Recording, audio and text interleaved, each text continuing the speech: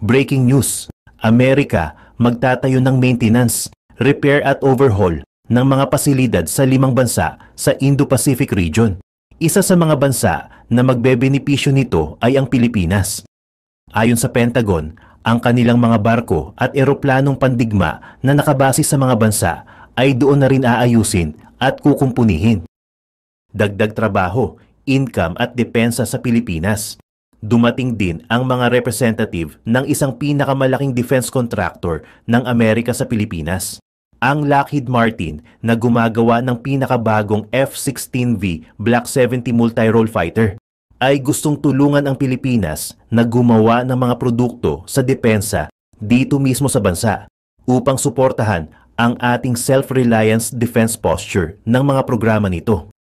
Kailangan natin ng tulong ng Amerika upang mapalakas at masiguro natin ang seguridad ng mahal nating bansa.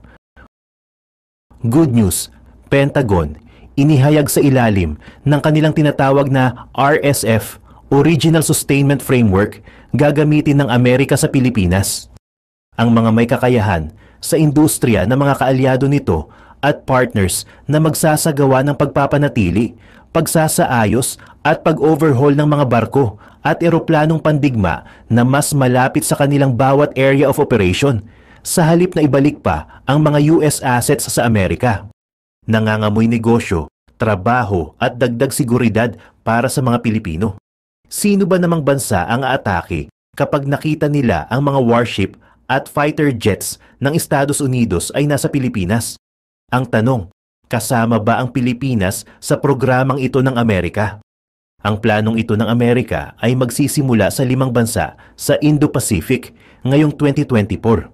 Ang US Department of Defense ay maglulunsad ng military repair hubs sa mga bansang Japan, South Korea, Australia, Singapore at Pilipinas. At pagkatapos ay palalawakin ito ng mga NATO partners sa ilalim ng European Command. Sa taong 2025 at sa mga partners ng Estados Unidos sa Latin America sa ilalim ng Southern Command sa taong 2026. Paliwanag ng opisyal ng Amerika, ang pagkakaroon ng mga repair hubs sa mga bansang ito ay magbibigay ng deterrence. Hindi lamang yan, Amerika, nilubos-lubos na ang pagtulong nito sa Pilipinas. Sa larangan ng industriya ng depensa, nag-courtesy call sa tanggapan ni Senador Estrada ang mga kinatawan ng Lockheed Martin Global Incorporated, isang kilalang kumpanya sa larangan ng global security, innovation at aerospace. Ang Lockheed Martin ay gumagawa ng mga eroplanong pandigma tulad ng pinakabago nitong F-16V Block 70, kung saan isa sa mga multi-role fighter ay kinukonsidera ng bansa bilang susunod na fighter aircraft ng Philippine Air Force. Napag-usapan ng dalawang panig ang kanilang interes sa pagtatag ng strategic partnership, katuwang ang Armed Forces of the Philippines, upang itaguyod ang isang programa na naglalayong palakasin ang kakayahan ng Pilipinas na gumawa ng sariling kagamitan at teknolohiya para sa national defense sector. Pinangunahan ng Senado ang pagpasa ng panukalang Self-Reliant Defense Posture Act na naglalayong palakasin ang ating militar at defense capabilities, pati na rin ang pag-develop ng local defense industry. Mga barkong pandigma ng Pilipinas pumalaot at nagsagawa ng live fire exercise. Sa West Philippine Sea, ipinakita ng Philippine Navy ang kanilang lakas at presensya na hindi tayo yuyuko sa China. Ang pagsasanay ay hindi upang magdulot ng tensyon sa rehiyon, kundi para sanayin at maging handa sa anumang posibleng banta na manggagaling sa labas ng bansa.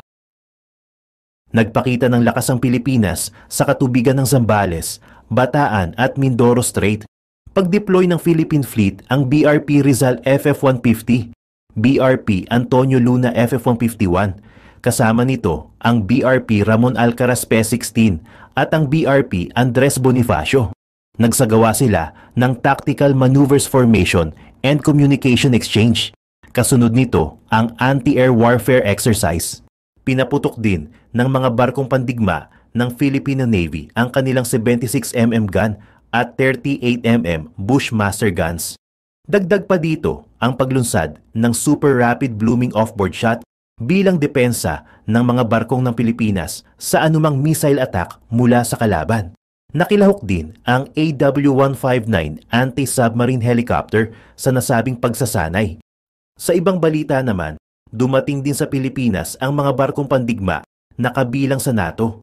Ang barkong ITS Alpino, F594, isang frigate at ITS Cavour, CVH-550, isang aircraft carrier ang dumaong sa Pilipinas, sakay ang mga F-35, Lightning II, isang 5th generation fighter jets at McDowell Douglas, AV-8B Harrier II at ilang mga helicopter. Pumunta naman tayo sa ginagawa ng China sa bansang Russia. Habang umuusad ang counter-offensive ng Ukraine sa teritoryo ng Russia, bumisita ang Chinese Premier na si Li Qiang at iba pang mga opisyalis sa Moscow. Ang plano ng mga opisyalis na ito ay makipag-usap sa gobyerno ng Russia hinggil sa kooperasyong ekonomiko at militar. Maraming eksperto sa international community ang nag-alala tungkol sa kooperasyong ito ng dalawang bansa. May mga nag-iisip di na baka magpadala ng mga sundalo ang China para tumulong sa Russia sa pakikipagdigma nito sa Ukraine. Noong Agosto 22, dumating sa Moscow ang Chinese delegation na pinamumunuan ni Li Cheling. Ang Chinese delegation ay naunang inimbitahan ng Russian Army Commander na si Oleg Salyukov. Ayon sa Russian media, pinag-usapan ng dalawang kampo ang mga bagay na konektado sa digmaang Ukraine-Russia. Hanggang sa usaping military cooperation lamang ang sakop ng mga detalye at wala ng iba pang impormasyon ang nilabas. Pero hindi na talaga maitatanggi ang pagkakaroon ng kooperasyon sa gitna ng Russia at China. Noong July 15, nagkaroon ng magkasabay na naval exercises ang Russia at China sa North at Western Pacific. Kasabay rin nito ang isang live fire drill sa South China Sea. Pumahimpapawid din ang mga Chinese at Russian long-range bombers bilang parte ng isang joint air patrol malapit sa Alaska. Dagdag pa rito, magkasama rin ang mga Chinese at Russian fighter jets na lumilipad sa Taiwan, Japan at South Korea. Lahat ng ito ay nangyayari 2 taon matapos mag-umpisa ang digmaan sa gitna ng Russia at Ukraine. Pagsapit ng August 6, nakapasok na ang Ukrainian Army sa teritoryo ng Kursk sa Russia. Ang layunin ng Ukrainian Army ay magtayo ng buffer zone sa teritoryo ng Russia para makadagdag sa pressure laban sa liderato ni Putin.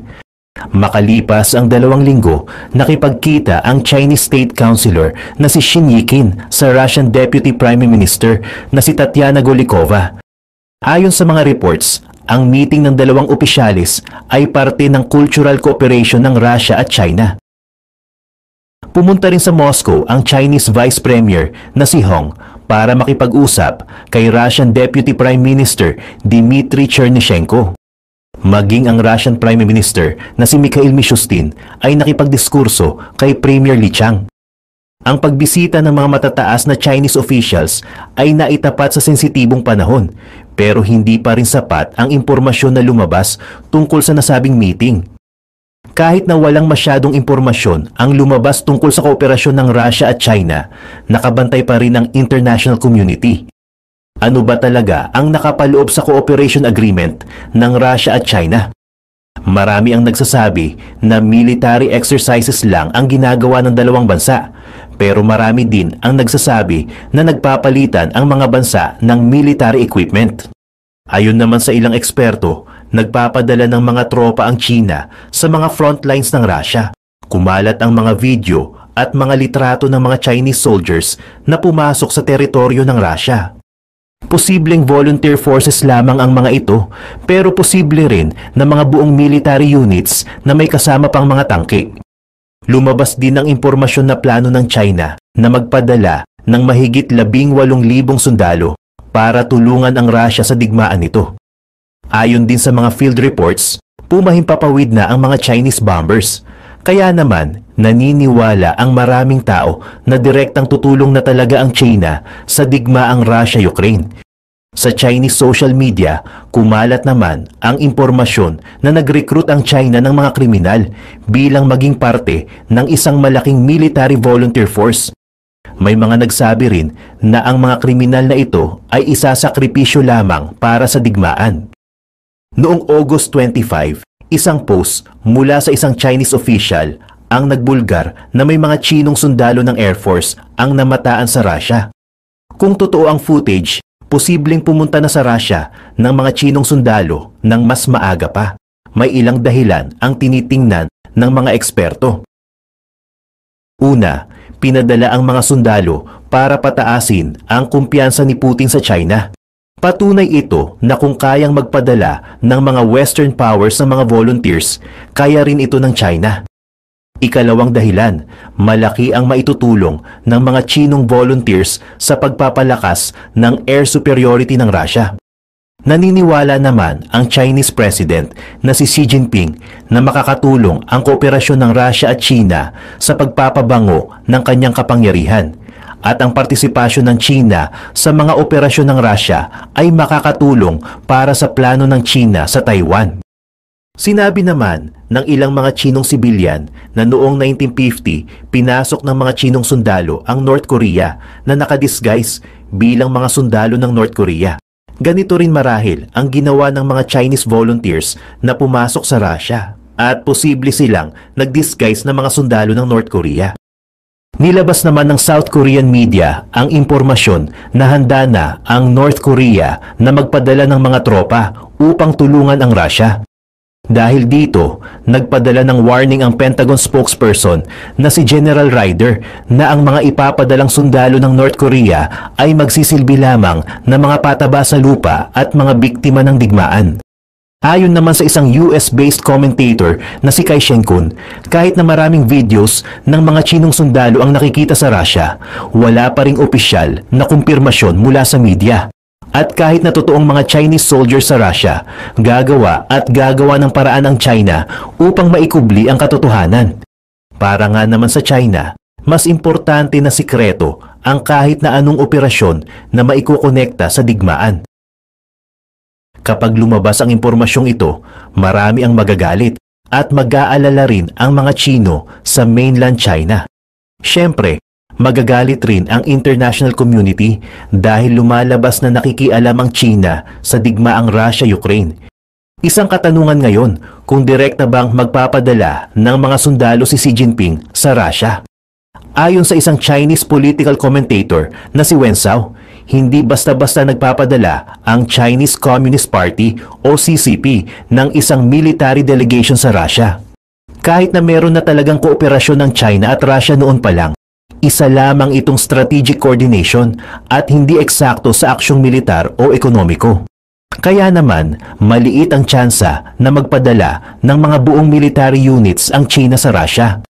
Naniniwala rin si Wen Zhao na ang pagpapadala ng mga military units ay nangangailangan ng isang formal na sistemang pandigmaan na mayroon pang intelligence at logistic units. Para mangyari ito, kailangang magkaroon ng strategic command ang China at Russia at klaro rin dapat ang chain of command. Komplikado rin ang pagpapagalaw sa mga military units at posibleng magkaroon ng problema sa diplomatic community. Ngunit hindi rin naman itinanggi ni Wen Zhao na namataan talaga ang mga Chinong sundalo sa Russia. Kasalukuyang malapit ang mga ito sa magulong Ukrainian battlefields at buong tapang na lumalaban sa Ukrainian army. Nilinaw naman ni Wen Zhao na hindi makakapag-recruit ang mga Chinese companies sa iba't ibang lugar gamit ang mga labor contracts. Pero marami namang ibang paraan upang tuloy-tuloy na makapagpadala ng Chinese soldiers ang China sa Russia. Ayon sa founder ng Core Analytics na si Underscore, posibleng magpadala ng mga troops ang China upang tulungan ang Russian army sa pagkubkob ng teritoryo ng Kursk. Pero ang galawang ito ay pwedeng magdulot ng mas malalim na sigalot at posible ring makisali ang US sa pagdepensa sa mga teritoryo at front lines ng Ukraine. Ngayon, ang pwedeng gawin ng China ay magpadala ng military observers, military equipment at dagdagan ang military activity sa buong Asia. Posible rin na dagdagan ng China ang bilang ng isinasagawang joint air at naval patrols kasama ang Russia. Dinagdag pa ni Underscore na transactional lamang ang kooperasyon ng Russia at China. Hanggat may nakukuhang benepisyo ang bawat bansa, hindi mabubuwag ang kooperasyon. Wala rin namang tiwala si Xi Jinping at Vladimir Putin sa isa't isa. Samantala, Lumabas naman ang reports na umabot na sa 500,000 ang kabuuan ng mga sundalo ng Russia na namatay sa digmaan. Halos 12,000 sundalo ang namamatay kada araw at mas marami pa ang nasusugatan. Hindi na makasabay ang mga bagong Russian recruits at posible rin itong mangyari sa mga Chinese recruits na ipapadala ng China. Sa ngayon, lumabas ang mga bagong videos ng mga Chinese nationals na lumalaban para sa Russia. Umamin ang isang Chinese mercenary sa kanyang blog na pinagsisisihan na niya ang desisyon na lumaban para sa Russia. Binantaan niya rin ang kanyang mga kababayan na huwag nang tumulad sa kanya at huwag nang sumali sa digmaan. Maraming Tsino ang naniniwala na nakikipaglaban sila para sa hustisya. Pero ang totoo, ginagamit lamang silang pamato sa digmaan ng Russian Army. Imbes na magkaroon ng maayos na buhay bilang isang Chinese citizen, namamatay ang mga volunteers bilang mga mananakop. Nanawagan ng Chinese mercenary blogger na huwag nang makipaglaban para kay Putin at Russia. Marami na ring Chinese mercenaries ang nagpahayag ng sentimiento na kaparehas ng Chinese mercenary blogger. Ayon sa mga karagdagang datos, mabilis ang pinadala ang mga Chinese volunteers sa Ukrainian frontlines kahit na hindi sapat ang kanilang training. Marami sa mga volunteers na ito ang sumali sa Storm Z unit at hindi pa nakakalipas ang 24 na oras, may isang volunteer na ang namatay. Simula nang lumusob ang Russia sa Ukraine, hindi ito kinondena ng China. Hindi rin sumali ang China sa mga sanctions na ginawa ng Western powers laban sa Russia. Bagkus, pinalakas pa ng China ang kalakalan nito sa Russia sa pamamagitan ng pagbili ng langis mula sa bansa. Hindi rin naman naibenta ang mga units ng langis dahil na rin sa malawakang Western sanctions. Pinunuan din ng China ang mga kakulangan sa Russian market sa pamamagitan ng mga Chinese companies na ang layunin ay mabilisang pangangalakal. Sa kabila ng mga sanctions, nagbanta rin ang mga Western powers sa China na huwag nang magpadala ng military assistance sa Russia. Lumakas rin lalo ang ebidensya ng tahasang pagsuporta ng China sa mga gawain ng Russian Federation. Noong April 22, inakusahan ng UK Defense Secretary na si Grant Shapps na handa nang magbigay ng lethal aid ang China sa Russia. Nilinaw pa ng Defense Secretary na tumaas ng 60% ang kalakalan ng dalawang bansa. Sinabi pa ng Defense Secretary na tinulungan ng China ang Russia bago pa man magsimula ang digmaan laban sa Ukraine. Dahil dito, nagkaroon ng weapons building o maraming imbakan ng armas ang Russia. Iba't ibang armas ang binigay di umano ng China sa Russia, tulad ng missiles, drone technology at munitions. Kahit na walang direktang suporta ang China sa pagpapabagsak ng mga Ukrainian targets, hindi maitatanggi na nagbigay ng technical support ang bansa. Pinabulaanan ito ng liderato ng Beijing, pero masaya namang pinahayag ng Moscow ang suporta ng China. Lumalabas na parang gustong idawit ng Moscow ang Beijing sa lumalalang usapin. Ayon sa mga datos ng bagong meeting, pinirmahan ni Li Qiang ang halos 86 major projects na nagkakahalaga ng 18 trillion rubles. Saklaw ng mutual cooperation ng Russia at China ang mga katagang non-alliance, non-confrontation, and non-targeting of third countries. Ang pagtutulungan ng Russia at China ay nagbigay ng akmang mensahe sa international community. Hindi talaga magpapatinag ang dalawang malaking bansa kahit na matinding pressure ang natatanggap nila sa Western powers. At kahit na hindi pinaalam ng mga reports ang sakop ng mga Chinese investments, alam ng mga analysts na napunta ito sa mga sektor ng Arctic development, agricultural trade, intellectual property, aviation, at artificial intelligence. Sakop rin ng Chinese investments ang technical at military sectors. Ayon sa Chinese political scientist na si Jiang Juna, mahirap ang posisyon ni Xi Jinping dahil kontrolado siya ng mga galamay ni Putin. Maraming problema sa ekonomiya ang China at may mga hinaharap ding sanctions ang bansa mula sa Western powers. Pala ay ang tala. Ito ay ang one of the best din na loan application. As of now, ay nakakapag-load na ako dito ng 25,000 pesos at napakaliit lang din ng interest. Pero dito, pag na-late ka na pagbabayad, is meron din sa'yo mag-i-email at tatawag at magte-text na magpapaalala na malapit na yung due date mo. Pero kung nakalagpas ka nga sa due date mo, ay napaka-professional naman kausap ng mga customer service ng Tala. Dito, pwede mo silang kausapin. Or pwede mo silang kausapin, sabihin mo yung talagang reason mo, bakit ka na late ng pagbabayad. At mababait naman sila. So ayun, dito meron din matatanggap na rewards. Ang laki ng rewards dito, 200 pesos. Pag shinare mo yung link mo sa iba, tapos nag-click sila dyan at nag-loan sa pamamagitan ng link mo, pag nagbayad sila, doon ka nila bibigyan ng 200 pesos.